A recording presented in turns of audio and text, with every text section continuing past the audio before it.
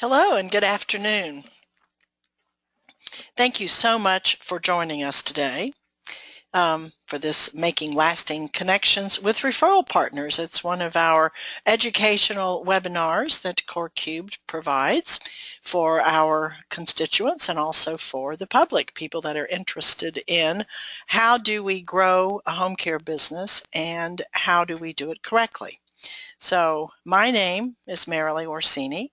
And I am President and CEO of corecubed, and corecubed is a full-service marketing and advertising company that basically works in aging care services and specifically with home care. And I have been doing this a very long time because I absolutely love the industry and I love watching companies succeed. I am joined today with two people. Marissa Snook, welcome. Thank you. Marissa is a co-managing director of corecubed, but she also runs our very popular MOST program, which is a turnkey marketing program that is specifically for home care. And she has been running that program since 2007, but she's been involved in home care marketing since 2005. So lots of experience in home care and a love of the industry as well. And our third speaker today is Amy Selle, and Amy is also a managing director at corecubed. And she comes to us as a brand expert with lots of background and lots of skills that are all related to aging care. So she is also very involved in the industry and a wonderful addition to our corecubed team. And I think you all are going to enjoy this webinar today. I am recording this webinar, and you are all on mute mode. So if you have a question, please go to the right-hand side of your screen and you can type in that question, and we will get to your questions at the end of our presentation. And if we don't have time to do that, we will then respond to you privately. So again, thank you for joining us today. We certainly know your time is valuable, and we do hope to make the best of it. Today we're really going to focus on referral sources, and we're going to focus on how do you get more business from referral sources and how do you keep them interested, and how do you continue to upsell them and sell more services to them. So I think the bottom line here with referral sources is people really do business with people that they know and trust. And they also have to have that mutual respect or respect of you and your business in order to do business with you, because when the referral source actually makes a referral to you, that extends their reputation, and your service that you provide becomes an extension of what they're recommending, which is their reputation. So it is crucial for the referral sources to make good connections and to make certain that they are actually referring to the best services that they can for their customers. And this is something that it's funny, from some of the questions that were asked when we asked you all what your challenges were and what you hope to gain from this webinar, it was pretty clear that some of the tactics don't involve building relationships. And we are really talking about building relationships. We're not simply talking about dropping by to drop off your brochures for your agency and have that be the extent of your relationship with these referral sources. They do take time. Building relationships take lots of time. And so when you're visiting with referral sources, you really do need to not be in a sales mode the first time you visit. You really do need to get to know them. And the key here is not only getting to know them, but the key here is your job is to find out what it is that they need that would help them do their job better, because what you're both trying to do is meet the client's needs or meet the patient's needs. And so both of you are trying to do this, and that should be at the heart and at the key of your referral relationship building, is that A, you understand it takes time, and B, you really do need to figure out how can you help them do their job better. How can you help them service their clients? How can you help them service their patients better? What can you bring to the table that's going to make their job easier? It strikes me that this is all very similar to how we coach, staff that are interacting with new clients as well, and that you don't want to immediately go to um, selling what it is you do, but you want to take the time to get to know the person that you're talking to before you can speak to how you might be able to meet their needs. So part of this getting to know you process basically is you really have to drop back and think about knowing them personally. So professionally, you're in the same industry and you're both trying to accomplish the same thing. You're both trying to accomplish a good outcome for your clients. But to know them personally will be a way to get a relationship started and going where someone will preferentially refer to you because you have this personal relationship with them. And I think the first thing starts with being cognizant of the time. They are busy, particularly if it's a referral source in a medical setting. They don't have a lot of time, and so you really need to be cognizant of it. You need to be cognizant of when you are visiting them. Do they like to have a set appointment? Do they like you to drop in?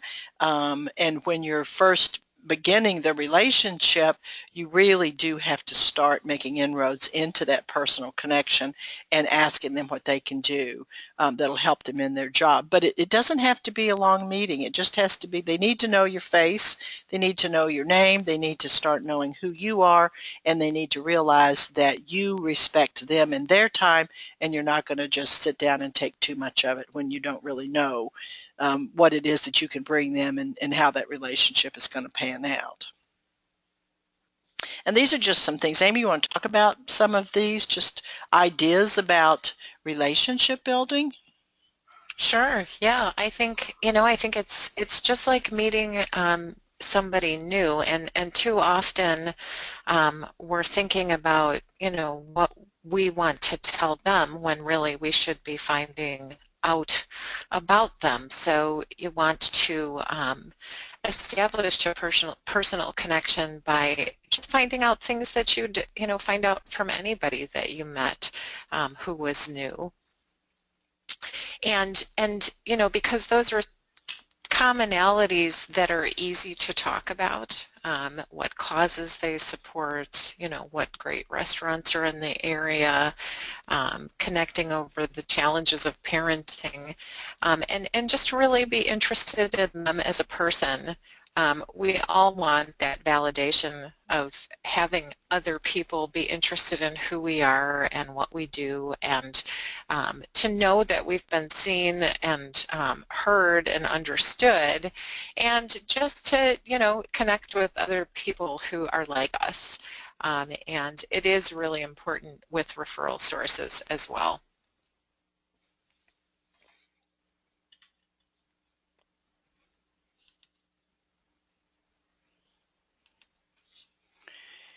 One of the things about bringing gifts to the referral sources, and I know a lot of you have tchotchke kind of things that you bring into the referral sources, but you really don't have to bring in gifts.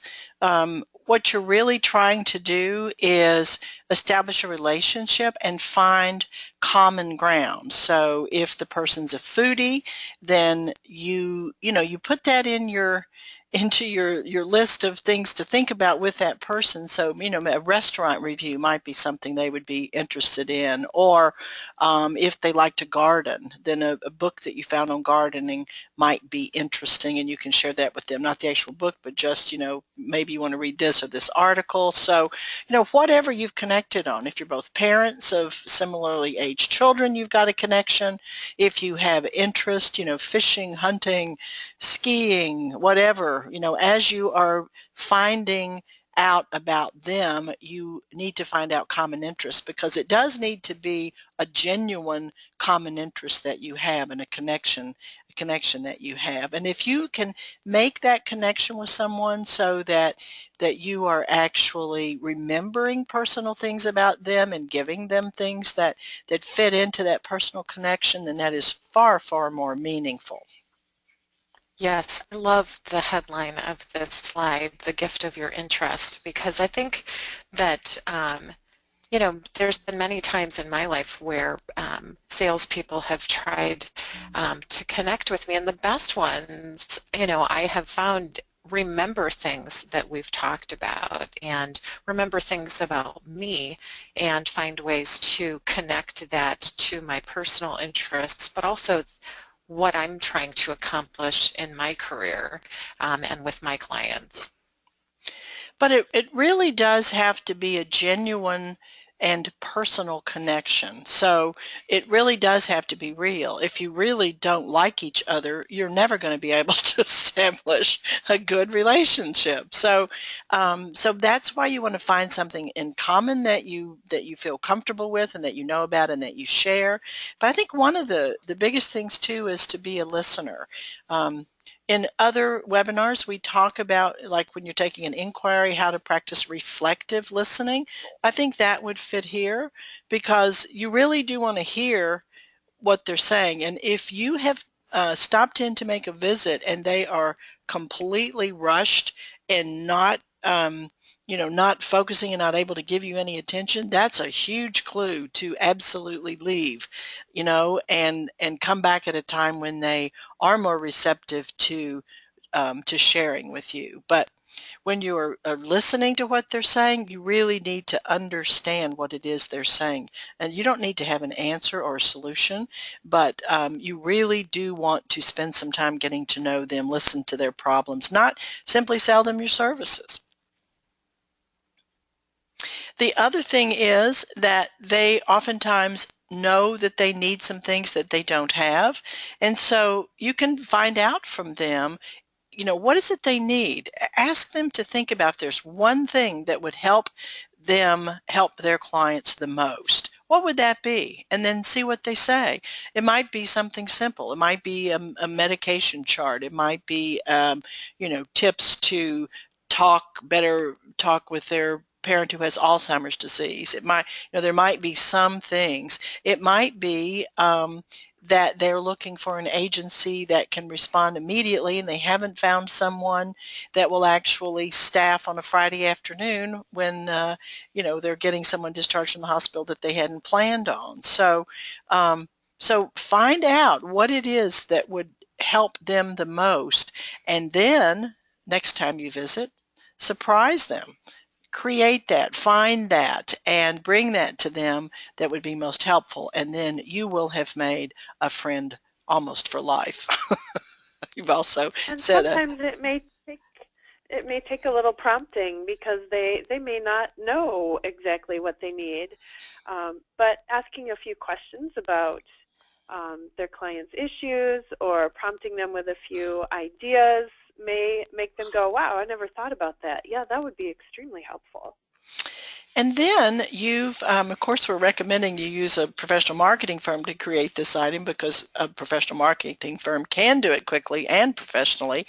But then when you have surprised them with something that will really help their clients, then it'll be something that they will remember you for forever. And you don't have to do it just once. You can do it repeatedly. It doesn't have to be a one-time only. It could be something that you do on a regular basis, and then you find out, did they actually did they use it? Did the clients find it helpful? Was there something else that would be good as a follow-up for that? And what other kinds of things can you do to help them do their job better? And then they come to rely on you for that professional material to help their clients, and it's going to be a more natural referral to think of you first when they have clients to send your way. So what we're actually suggesting here is, in order to build these long-term referral relationships, that you become a resource to them. And if you don't have the answer or you can't do what it is that they're requesting, you can find out where they could get that or how that could happen. So you can spend some time helping them solve a problem. And again, it's like pulling the thorn out of the lion's paw. You will have a friend for life if you can determine for them what it is that is making them stressed and how you can help them do their job better. The other thing is, how do you get in to see referral sources? We have so many clients who say, I simply can't get past the gatekeeper, and or they've shut the door. They're not letting me in. They won't let any salespeople in or any community liaisons in. So you really do need to be creative about how you can make paths cross. So if you cannot meet them where they work and you can't get in front of them where they work, then you need to really look for opportunities to run into them at places where you can show common interest within the industry. And it's not so hard to find those things. Most places and most businesses have events, or at least they sponsor events or they support events. They belong to networking groups within the industry. There's all kinds of ways that you can be creative about finding out where your referral sources are going to congregate and when they're going to congregate, and things that you can do to get in front of them when they are doing that. And you also may think of alternate referral sources that lead to the path of the one referral source you can't get into. A good example is a client who wasn't able to get into the hospital, but she was able to connect with a home health care agency that didn't provide private duty services that the hospital sent a lot of referrals to. So indirectly, she was able to get the referrals from the home health care agency for the private duty work. There is marketing strategy for professional relationship building with referral sources.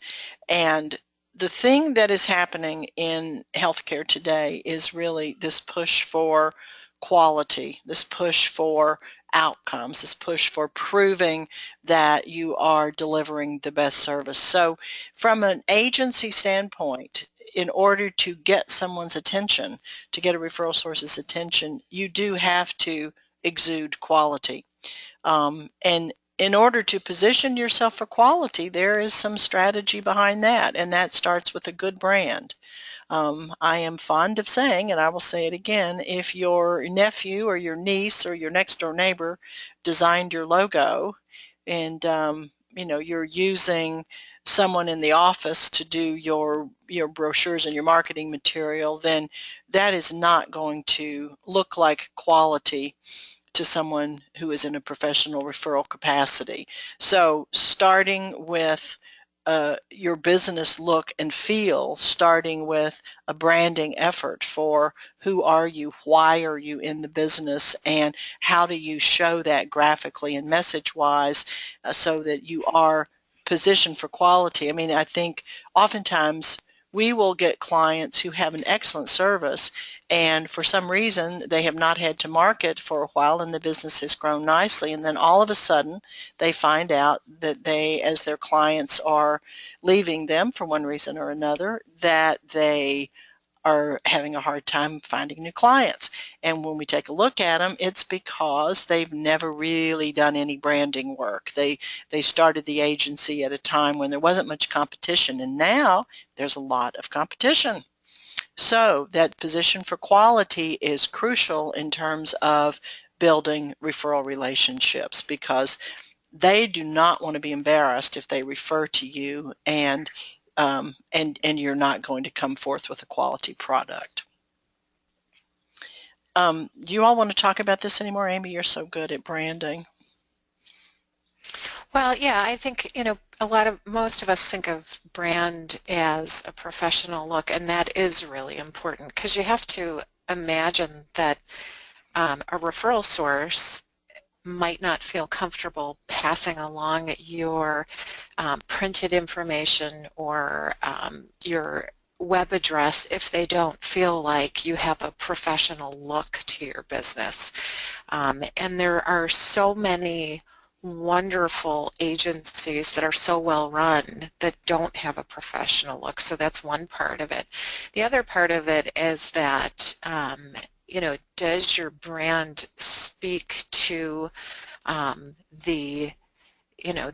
does it have a message about the company that speaks to why the company does what it does? that referral sources can align themselves with. And that's a big part of your brand. Do you have messages about why you do what you do? Having those kinds of messages developed allows referral sources to understand how they can align themselves with your company, and that's what you want them to do. So you want to make sure that that information is accessible to them and is well written. And the positioning of yourself as an expert or your agency as high quality or being able to do things, this is something that, again, takes time to do. But everyone wants to do business with someone, I said, that they know and trust. And part of the know and trust component is, do you really know your business? Do you know your industry? Do you know what the appropriate service would be for a wide variety of clients? And so that is where the communicating as an expert and educating for building respect comes in, because not all patients who come out of a hospital or not all clients who have gone to their clergy for some type of help with care needs, not all of them are going to be the perfect client for you. You, because of your services, your geography, your caregiver pool, you're going to have some clients that you're going to be able to do a much better job with than other clients.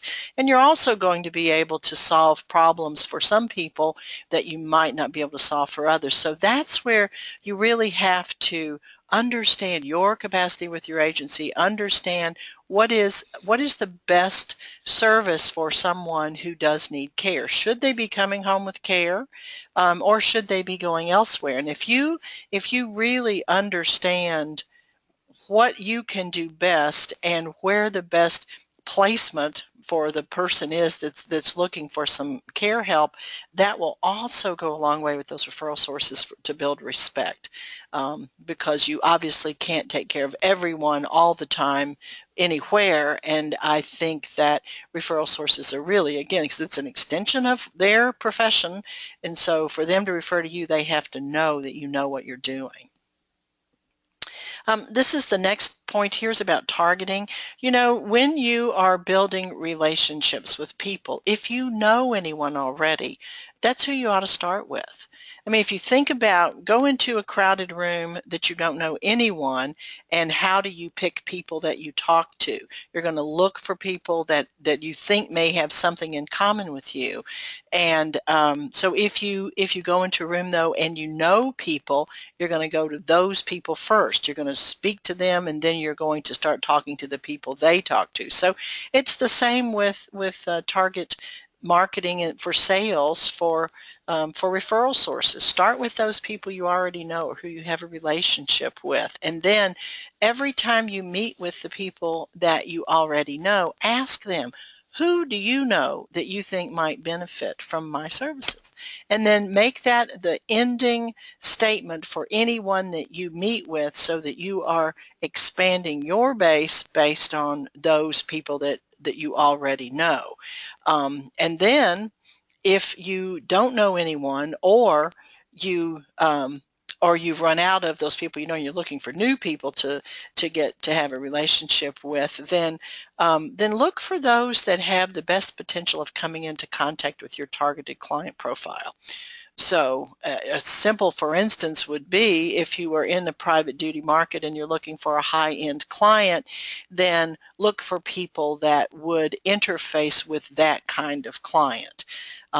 So that would be probably trust officers, or financial planners, or trust attorneys, or perhaps even people that run country clubs, or or have spa services. So I mean, there's all kinds of people who might be coming into contact with your targeted client profile that you could think of as referral sources outside of the traditional referral source.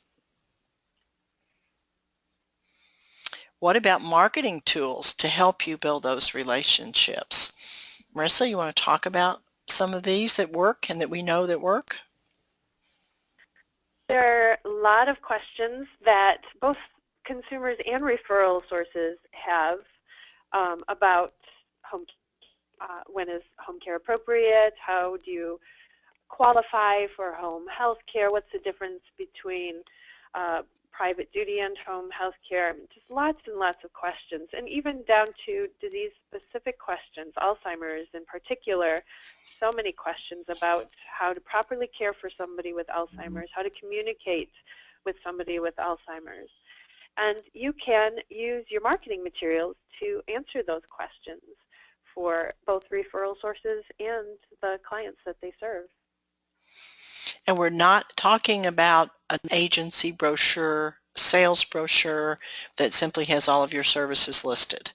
We are talking about information that reinforces your expertise in terms of being able to provide care for their clients and to help them. So, right. Yeah, I think, what's more typical is that salespeople keep going back to referral sources with the same information, with their business card and with their agency brochure. And what we're asking you to consider is to find out what do they need to do their job better, creating additional materials to your brochure and business card and bringing that information back out to those referral sources.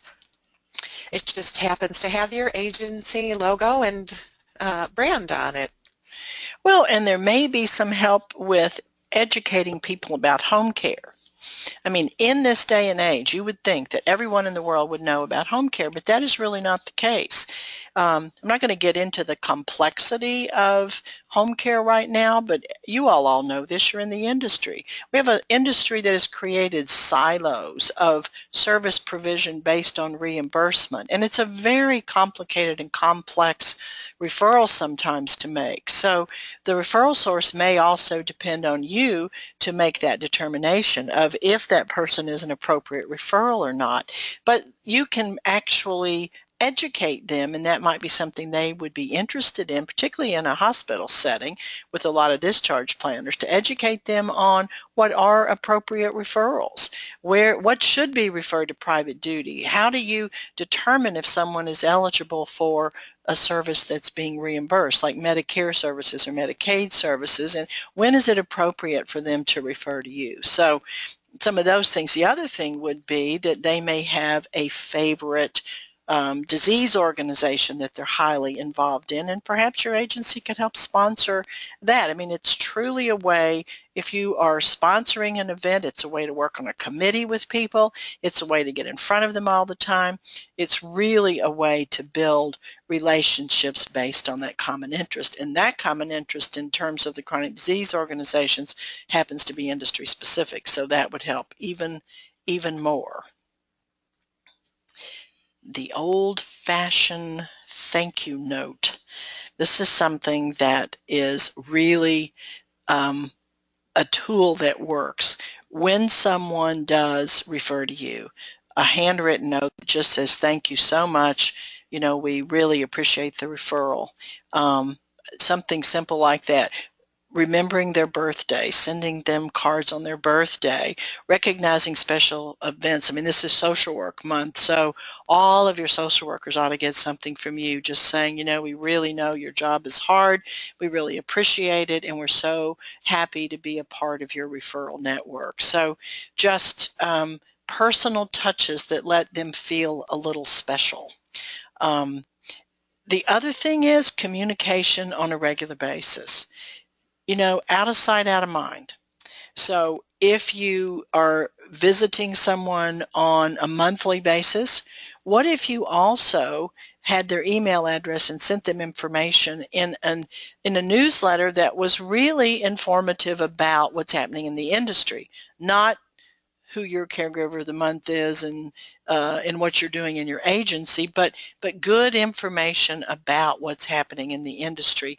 That would be something that referral source would like to pass on to other people.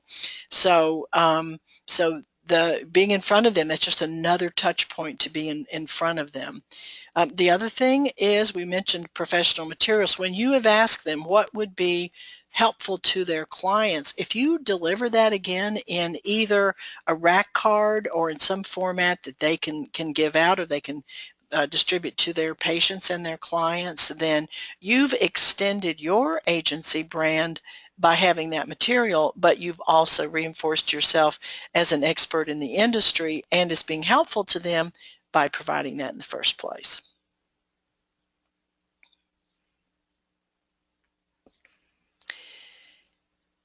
I'm a big proponent on measuring for results. And oftentimes when you get this, build this relationship with people, what if they're not referring to you? What if you've built this fabulous relationship and you're having coffee together or you're seeing each other at chronic disease events and you never get a referral? They love you, but they don't send any business away. You need to talk to them about that specifically, and why are they not referring to you, because that would be good information for you to know. But the other thing is, from a general recording and record keeping and, results-oriented standpoint, you really do need to know how much time and money you're spending on these referral sources, and are they actually turning into referrals. And the other statistic to look at is you may be getting 25 or 30 referrals from someone and you're only getting 1 or 2 from someone else. But look at those 25 to 30 referrals and see, are they appropriate? Did they actually turn into clients? Because what you're really looking for is who understands the best referral and who is giving me that referral, and those are the people that you want to really target more heavily and move them up into your task list of trying to get to know them better and trying to get more referrals for them. And I know that's hard for some people to do, because when you have a referral relationship that you really like, that's who you want to spend your time with. And but if you think about this, you're really out there to try to generate referrals and to try to generate more business for your agency. And you need to prove that what you're doing is effective, so you can do more of what is working. Then this, you need to record this and to make hard decisions based on that. When we put out the visuals for this webinar, I questioned why were we using Lego blocks, because to me Legos were not permanent buildings, they are temporary. And Marissa, I'm going to let you talk about this because I loved the response that you gave. Actually, this one I think was from my 10-year-old, and the next slide was from Marissa's experience. So yes, I have 2 boys, a 14-year-old and a 10-year-old, and the 10-year-old, they're both Lego connoisseurs, but he's, he loves to build with Legos, and he does a lot of building of things that are his own creations, and many of them are spaceships. And with Legos, when you've built something that you've worked so hard on and is such a great representation of your creativity, you really want that to last. You don't want to take it apart. It's not something that you just threw together. It's something that you put a lot of thought into. And so that's one of the reasons why we made that choice in our graphic. Taking that to another level, we can move to the next slide and Marissa can explain. Well, when I saw the Legos, I immediately thought of the Lego movie, of course. I don't know if any of you have grandchildren or kids and saw that movie, but in the movie the villain uses a bottle or a tube of crazy glue, and part of the word has been rubbed out, so he thinks it's Craggle. He calls it Craggle, and he crazy glues all of the Legos together. And my husband and all the other men in the audience were like, yes, crazy glue those together, because he has the experience of how much time it takes to build that Lego ship or whatever it is they're building, and you don't want to have to build it a second time. So That's sort of the hope that you have with building these relationships with referral sources. You want it to be crazy glued together and not be something that someone can just break apart. Let's see if we have any questions, because we have really done what we feel is important for this this presentation. So if you have questions, please put them in on the right-hand side of your screen, and we'll be glad to answer them. The first question here is that you have talked about relationship building, but what are really the first steps? So the first steps, I think, number one, we've talked about looking at your agency to make certain that you have a good brand, that you have solid material that looks really good. So that's really the first step. That's not a short step. That's a serious look at what you're doing. The second step is to actually do a strategic plan, to look at your client base and see where are your current clients coming from. Are there any commonalities with those clients? Are they in certain areas of town? Do they have certain diseases? What are there any common factors with those clients? The third is then to look at who is currently referring to you and how do those referrals translate into the clients that you have. And then focus on where do you want to build your client base and what would be the best referral sources to actually help you build the client base. And then you divide them into A's, B's, and C's.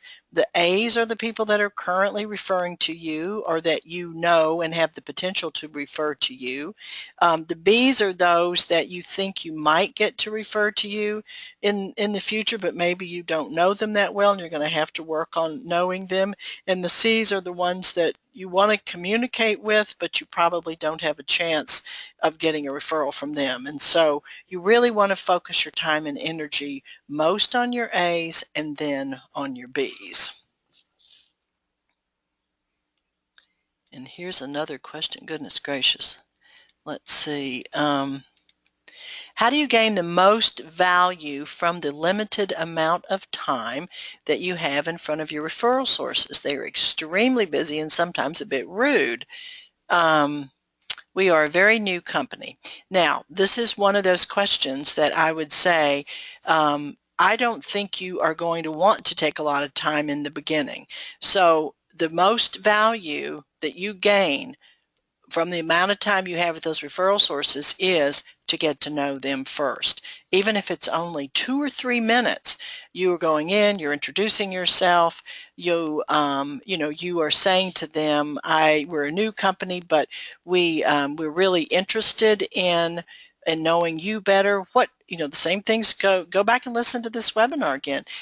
Find out from them something personal about them and also what would help them most in their job. And if they're limited or they are a bit rude, what does that tell you?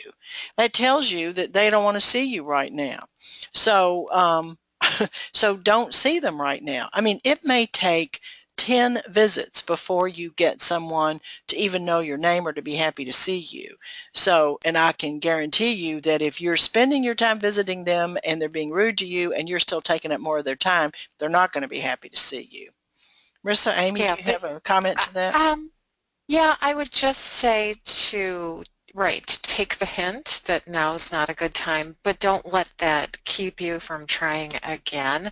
Prior to working for corecubed, I was on the senior care provider side. I had lots of salespeople trying to see me, and some of the very best ones were always polite but persistent. They respected my time, but they kept trying. And I can tell you this, if you do get time with them and you ask them, what could I do for you, or what could I look into for you to make your job easier? You're going to stand out from the other salespeople that are visiting them and not asking them that question. We have another question here, and you may not like my answer to this one, but I'm going to say it anyway.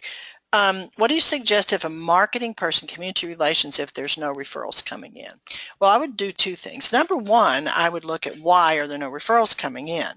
What has happened to the referrals in the past that came in?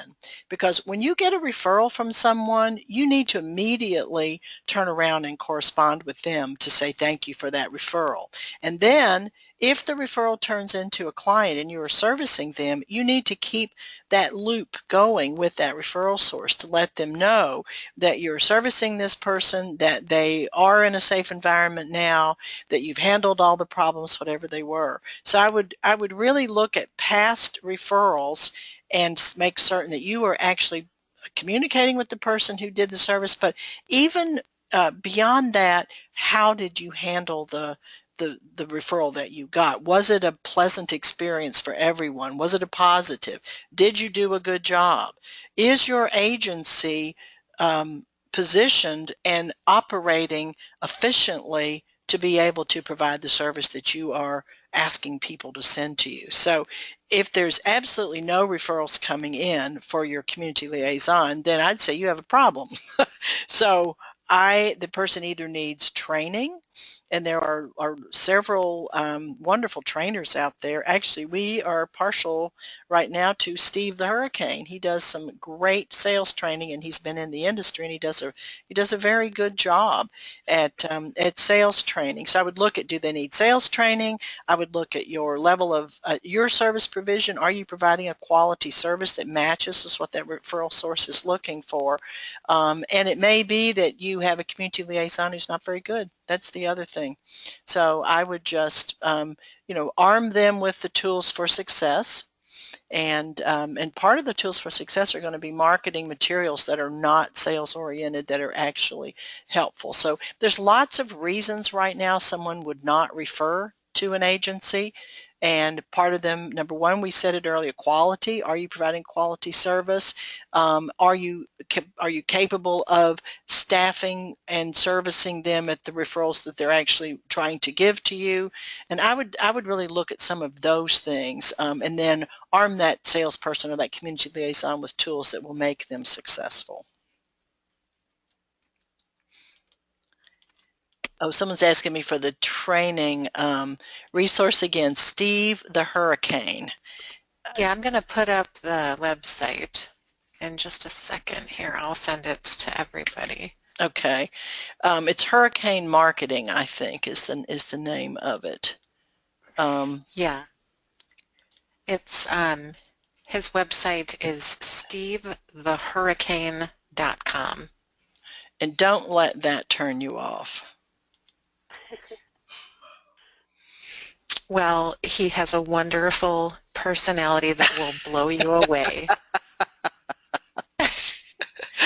Thus the hurricane. I think his sales message goes hand in hand with our marketing message of bringing valuable branded materials to the referral sources as a resource. Yes.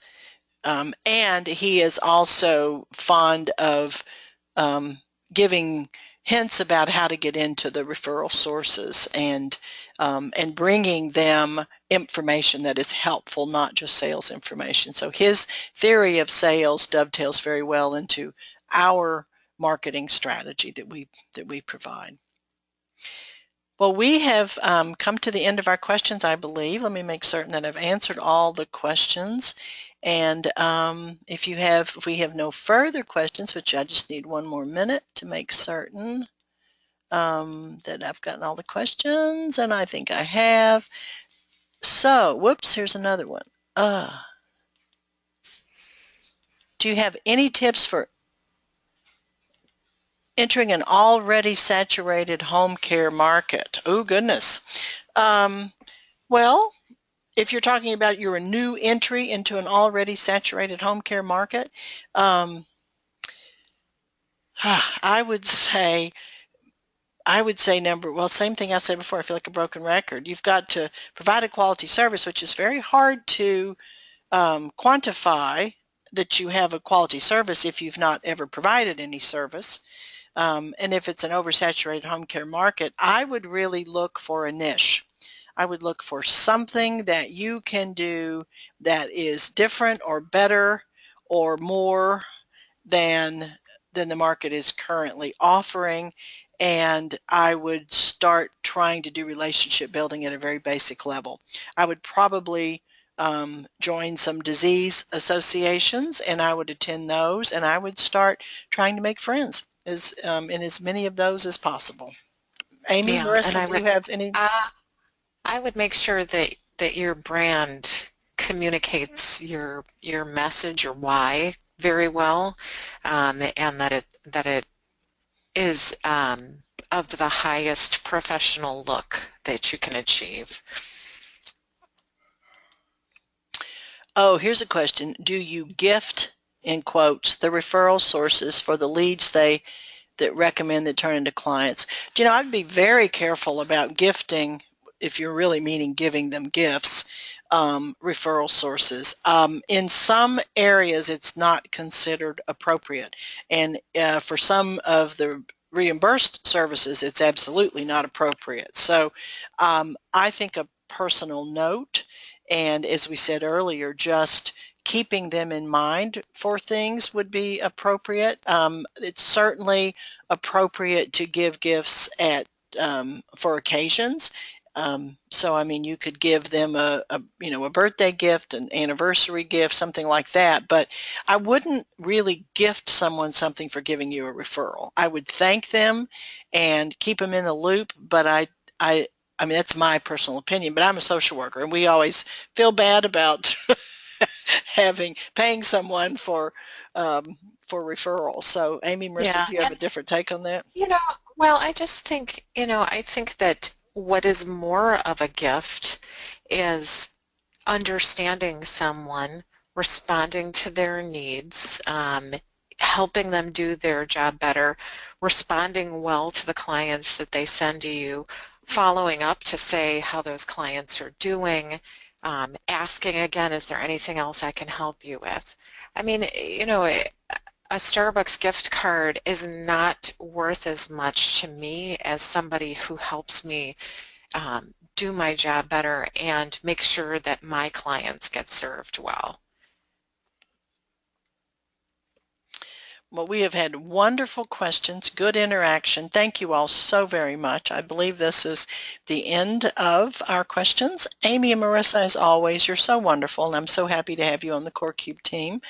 And this webinar, as I say, is being recorded, and it will be posted on our corecubed.com events website right after this. So if you would like to share the link to this, then please do so. And thank you for your attendance, and we look forward to seeing you at some of our future webinars. Thank you, everyone. Have a great day. Bye.